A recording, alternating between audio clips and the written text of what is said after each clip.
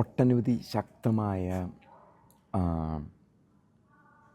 വാദപ്രതിവാദങ്ങളും തെരഞ്ഞെടുപ്പ് തന്ത്രങ്ങൾക്കും ശേഷം മംദാനി ഡെമോക്രാറ്റിക് പാർട്ടിയിൽ നിന്നും ന്യൂയോർക്ക് സിറ്റിയുടെ ഗവർണറായിട്ട് വിജയിച്ചിരിക്കുകയാണ്. അദ്ദേഹം ജനുവരി 1, 2026 സത്യപ്രതിജ്ഞ ചെയ്ത് അധികാരത്തിൽ കയറും. അതിനു മുമ്പ് അദ്ദേഹം ഈ ഒരു പറഞ്ഞ ടൈം പീരീഡ്, അതായത് ഇന്നലെ നവംബർ 21 അദ്ദേഹം വൈറ്റ് ഹൗസിലെത്തി ട്രംപിനെ, എതിർ പാർട്ടിക്കാരനും അദ്ദേഹത്തിനെതിരെ ശക്തമായിട്ട് വിവാദങ്ങൾ അഴിച്ചുവിടുകയും അങ്ങോട്ടും ഇങ്ങോട്ടും വാദപ്രതിവാദങ്ങൾ നടത്തിയ ട്രംപിനെ വന്ന് കാണുന്ന രംഗമാണ് നമ്മൾ ഇന്നലെ കണ്ടത്. അപ്പോൾ ഇദ്ദേഹം മംദാനി ട്രംപിനെ ഒരു ഫാസിസ്റ്റ് എന്നും ഡെസ്പോട്ട് എന്നും അങ്ങനെ പലതരത്തിലുള്ള പേരുകൾ വിളിച്ചു. തിരിച്ച് ട്രംപ് ഇദ്ദേഹത്തിനെ ഇങ്ങനെ ന്യൂയോർക്കിനെ പറ്റി അറിയാത്തവൻ അങ്ങനെ ഇങ്ങനെയെന്നുള്ള അങ്ങോട്ട് കൊണ്ടും പറഞ്ഞിരുന്നു.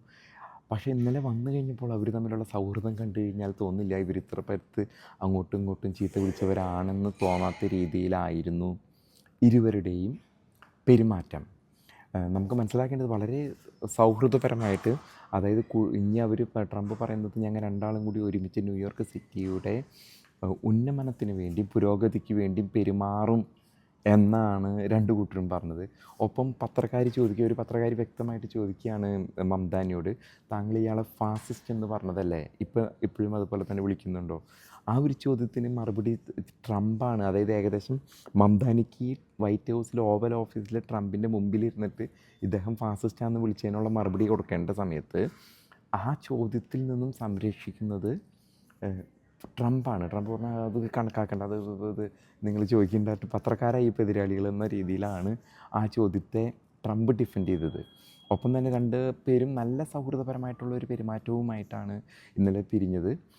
കാരണം നമ്മളിവിടെ നമ്മുടെ നാട്ടിലും ഇത് കാണുമ്പോൾ, തെരഞ്ഞെടുപ്പുകൾ കാണുമ്പോൾ പല സ്ഥാനാർത്ഥികളുമായിട്ടുള്ള മാറ്റങ്ങളും, സ്ഥാനാർത്ഥികൾ എതിർപക്ഷത്തുള്ളവരും ഭൂരിപക്ഷം ജയിച്ചു വന്നു കഴിയുമ്പോൾ അവരുടെ സൗഹൃദം പോലെ തന്നെയാണ് ലോകത്തെല്ലായിടത്തും. വേറൊരു കാര്യം, ഡെമോക്രാറ്റിക്കിൽപ്പെട്ട മുൻ ഗവർണറായിട്ടുള്ള ആൻഡ്രൂ കോമയെ ന്യൂയോർക്ക് മേയറായിട്ട് മത്സരിക്കുന്നതിന് വേണ്ടി തെരഞ്ഞെടുപ്പിൻ്റെ അവസാന ദിവസം ട്രംപ് സപ്പോർട്ട് ചെയ്തു മംദാനിയെ തോൽപ്പിക്കാൻ വേണ്ടിയിട്ട്. പക്ഷേ എന്നിട്ട് പോലും ആൻഡ്രൂ കോമയ്ക്ക് ജയിക്കാൻ സാധിച്ചില്ല. ആൻഡ്രൂ കോമ മംദാനിയുടെ പാർട്ടിക്കാരനായിരുന്നു. മംദാനിയുടെ ന്യൂയോർക്ക് സ്റ്റേറ്റിൻ്റെ ഗവർണറായിരുന്നു. അദ്ദേഹം ന്യൂയോർക്ക് സിറ്റിയുടെ മേയറായിട്ട് മത്സരിക്കാനായിട്ട് നിന്നു. അതിനിടയിൽ എതിർ പാർട്ടിക്കാരനായ ട്രംപ് അതിനിപ്പോൾ നമുക്ക് വേണമെങ്കിൽ വെള്ളക്കാരനെ സഹായിക്കുന്നു എന്നോ അതല്ലെങ്കിൽ മറ്റെന്തിട്ട് പേരിട്ട് വിളിച്ചാലും പാർട്ടിക്ക് അതീതമായിട്ട് അങ്ങനെ ഒരു പിന്തുണ മംദാനിനെ തോൽപ്പിക്കാൻ വേണ്ടി ട്രംപ് ചെയ്തു വന്ന്.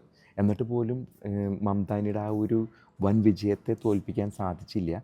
പക്ഷേ ഇപ്പോൾ ഇവർ പറഞ്ഞ ഇന്നലത്തെ ചർച്ചയിൽ ന്യൂയോർക്ക് സിറ്റിയിൽ എങ്ങനെ ഗ്രോസറിക്ക് വില കുറയ്ക്കാം, അതല്ലെങ്കിൽ അവിടുത്തെ സാഹചര്യങ്ങൾ, യാത്രാ സംവിധാനങ്ങൾക്ക് എങ്ങനെ വില കുറയ്ക്കാം എന്നുള്ളതൊക്കെയാണ് ചർച്ച ചെയ്തത് എന്നാണ് ഇവർ പറയുന്നത്. പക്ഷേ നമുക്കറിയാവുന്ന പോലെ ഒരു നല്ല പോലെ ഇരിക്കുന്നൊരു സിറ്റീനെ അവിടെ നിന്നുള്ള വരവ് കുറഞ്ഞു കഴിഞ്ഞാൽ ട്രംപിനൊന്നും ചെയ്യാൻ സാധിക്കില്ല.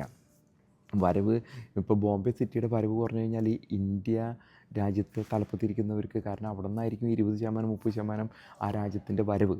അപ്പോൾ അത് വെട്ടിക്കുറയ്ക്കാനായിട്ട് ട്രംപ് സമ്മതിച്ചു എന്ന് വരില്ല.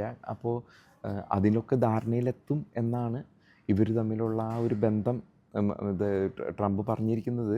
ഇപ്പോൾ മംദാനി അവിടെ ഉള്ളതുകൊണ്ട്, കാരണം അദ്ദേഹത്തിൻ്റെ ബിസിനസ്സുകളും അദ്ദേഹത്തിൻ്റെ വീടും ഒക്കെ ഉണ്ടായിരുന്നത് 5th അവന്യൂവിലാണ് ന്യൂയോർക്ക് സിറ്റിയിലെ.